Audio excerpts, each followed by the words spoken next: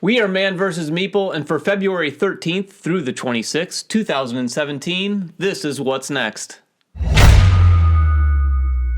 Welcome back to What's Next, the bi-weekly show where David and I walk you through all the games coming to your friendly local gaming store for the next 2 weeks.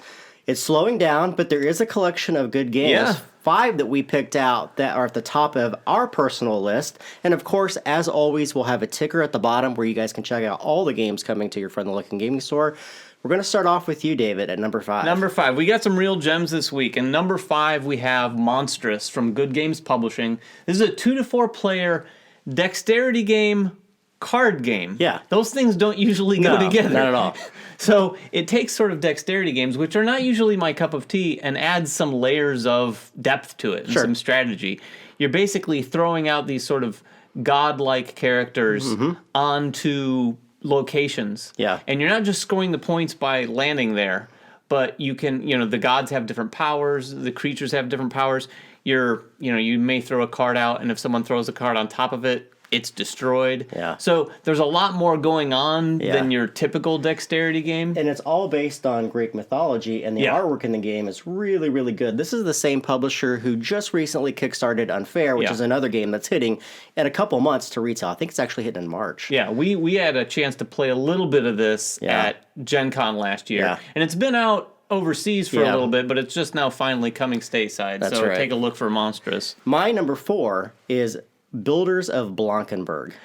I haven't heard anything about this game. It is a first-time publisher. They're called Cobblestone Games, and it is a 2 to 5 player Euro area control game. Right? It's based in Blankenburg, Germany, back in 1123 when the area was first built up. Right? So each player is going to be taking on a unique role, which they'll be building buildings in the city, and it's very cool because you can always build buildings. However, only certain buildings from certain people that come into the city will give you gold or silver, which are used in order as a bidding process in order to get resources to build new buildings. So there's like a bidding auction mechanic? There is a bidding auction and mechanic, but I love the way that you can build anything you so wish, but only certain ones will give you the silver, which you use to fuel the resources that you use to build in future rounds. Cool. Yeah, we'll have to try that out soon. Yeah, no one knows about it, right? I had not heard of it until just when we were researching this episode. What do you have for number 3? Number 3, a favorite of ours, Santorini. Yeah. Expansions out. I mean, we've played this. If you had access to it before now, you've probably played it. But the expansion's coming to retail. It's the Golden Fleece. This, of course, is also for 2 players. Right. This adds 15 god powers and 10 hero powers to the game, but also the Golden Fleece mechanic. This is cool. Which is interesting. Yeah. It's a different take on the game. So instead of each of us picking our god or hero at the beginning of the game, the Golden Fleece is a little actual miniature statue that you get that you put on the board, and you have to have one of your builders next to the Golden Fleece. And when you do, you have access to the god leech power. The power from it, yeah. Yeah, so there's one sort of communal god power out there that we can both use, but you have to have one of your builders next to the Golden Fleece in order to use it. Yeah. So again, just like this game always does, changes the game up very significantly. Yeah. Plus, some of the new god and hero powers are really cool and come with their own components as well. Yeah. There's some that affect like wind, so that there's always some motion going in one direction. There's one that's really cool that allows you to make your moves behind a hidden shield, a player shield. So you don't even have your builders on the board. It's just kind of invisible. Yeah. It is such a cool concept. So Golden Fleece for Santorini. If you own Santorini and you love Santorini like Who we doesn't do, love Santorini? Right, exactly. I mean, it's got beautiful artwork as well. It's by Mr. Cuddington and Roxley Games. Awesome game. Pick it up for sure. You also have number 2. Number 2 is Barren. This time it's Barren, the Great card game. Don't forget the Great. The Great. This is not an endorsement, but it is called the Great Card Game. And it is a great card game, actually. Yeah. This is based on the sort of its big brother is a worker placement game. And just like it, the concept of one-upping the players. It's one of those worker placement games where you can place a worker where someone else has one, but you have to sort of up the ante, if you will. Yeah. So in this one, it basically takes the board game and keeps all of its DNA, but makes it into a card game. And unlike a lot of card games that are converted from board games, this one doesn't really seem to pare it down, but it's really a game in and of its own, right. Yeah. It's got a lot of depth. It's not don't think this is a dumbed down version of Coal Baron for sure. I'm wondering if people will relate this to the card game, Coal Baron, to the great card game as they do Russian Railroads to First Class, and the same type. Are you taking the the core mechanic of the game and boiling it down to a not a more simplified but a more streamlined card game? I could see that for sure. Also, another good example or comparison is what they did with Castles of Burgundy last year. Yeah, you're going to different locations. The theme, if you're not familiar,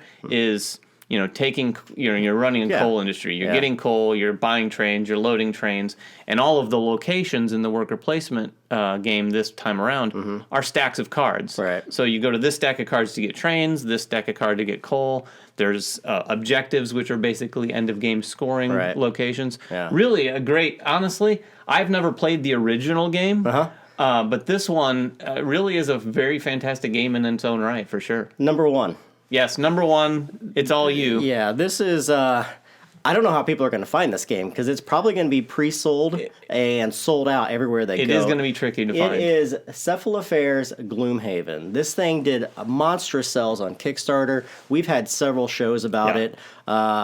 It's just a wonderful Eurocentric dungeon crawler, right? Which are using a heavy amount of hand management in order to fuel your adventurers in a multitude of different scenarios. And it is a legacy game. So there's 90 plus scenarios in this game that will take you from a level 1 character all the way to retirement, unlocking new characters and then repeating that process and doing new scenarios as you go. Yeah, some of the legacy aspects that we're familiar with, some of which we've already seen in our play. Yeah. But some of the ones we haven't, where these new characters come into play, where you retire your character. Yeah. And then the coolest thing is you can actually come across the character that you've retired as kind of an NPC, potentially. Yeah. The legacy aspect seems so far like it's done extraordinarily well. And like you said, the hand management and the Euro aspect is where this game really shines. It's not a dice chucker. No. This is a dungeon crawl that's built off of game mechanics that we really generally enjoy. Yeah, pure strategy, no luck, what I typically like. Yeah, if you can find it. Yeah, if you can find grab it, it's going to be extremely limited. So that is our top 5. Make sure you guys go to our website at manversusmeeple.com, get a list of all the games coming to your friendly local gaming store. And we also have a store to talk about. Yes, speaking of friendly local game stores, we have a really cool one this week. Yeah. And now, we've talked about a lot of great stores. This one, for one particular reason, got my attention. It's called Cape Fear Games. They're in Wilmington, North Carolina. And the guy who started this, he told me a little bit about his story. I think in 2003, 2004, he was selling Magic the Gathering online cards online. He started a website for that. He was doing that. It must have done pretty well, because a few years later, I think in 2009, he decided to open a game store. Yeah. He didn't have much of a business background. He got into this. He had a buddy of him helping him managing it. But they've been very successful. They've actually moved into a newer location.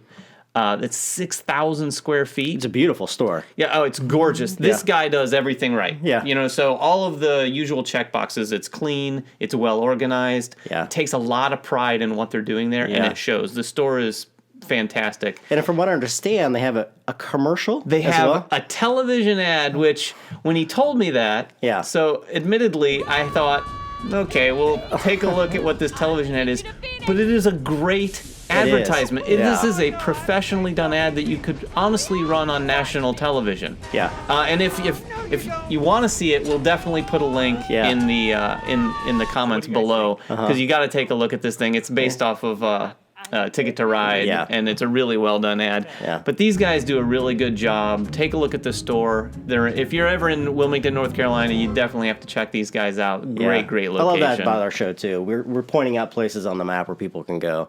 We travel, you know, and we always want to check out what friendly local gaming stores are out there. We see it on BGG all the time. I'm going to Dallas. Where do I go? I'm going to North Carolina. Where do I go to buy games? It's cool too, because he said when he was telling me, they didn't have a game store. When he opened this in Wilmington, there was no board game stores. Yeah. So he saw that opportunity and filled the need. And they have a lot of great events going on. They're located next to, I think, a beer and wine location. Oh, that's perfect. And they have a brews, some sort of brew and gaming boards and brew type event. I think, and they had like 150 people there. So sounds like a great success story. Really good looking store too. Make sure you guys come back in 2 weeks for our next What's Next episode. I'm sure we'll have more games on the list. Make comments below, subscribe to us, follow us on Facebook, like us on Twitter, everything else that we do here at Man vs. Meeple. And we will catch you guys next time. Bye-bye.